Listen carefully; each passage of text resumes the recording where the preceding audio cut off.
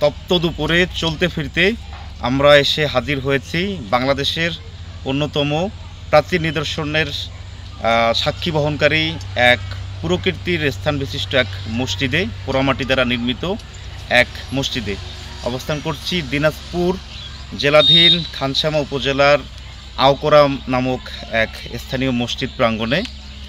জনশ্রুতি রয়েছে, যখন পোড়ামাটি দ্বারা এই মসজিদটি নির্মাণ করা হয়, আশপাশের সহজ সরল মানুষজন যারা প্রথমবারের মতো এরকম একটি মসজিদের নামাজ পড়ার সুযোগ লাভ করে, তখন তারা যখন এই মসজিদের প্রাঙ্গণে আসা যাওয়া করতেন, মসজিদের পথ ধরে যখন আসা যাওয়া করতেন, ঠিক তখন তাদের কথারই প্রতিধ্বনি হতো এই পোড়ামাটির ইটের কারণে।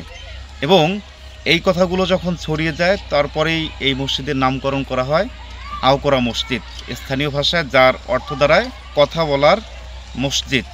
ঠিক সেভাবেই এই মসজিদটি জনশ্রুতি পায় চারদিকে।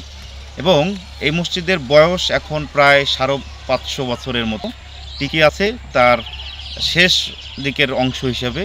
এবং সাম্প্রতিক সময়ে সরকার একটি বিজ্ঞপ্তির মাধ্যমে, এখানে একটা সাইনবোর্ডের মাধ্যমে জানিয়ে দিয়েছে এটি একটা পুরকীর্তি এবং এখানকার কোনো ক্ষতি সাধন বা অনিষ্ট সাধন করা যাবে না, করলেই দণ্ডনীয় একটা অপরাধ হবে। এবং এই জায়গাটি মসজিদ মুসলমান সমাজের একটা ঐতিহ্য লালন করছে, পাশাপাশি দিনাজপুর যাকে বলা হয় ইতিহাসের অন্যরকম একটি ভাণ্ডার, সেই দিনাজপুরে যারা আপনারা ইতিহাস এবং ঐতিহ্যের খুঁজে ছুটে আসেন, তাদের জন্য একটা রসদ হতে পারে এই আওকরা মসজিদ। তো আমন্ত্রণ রইল ঘুরে দেখবার জন্য। ধন্যবাদ।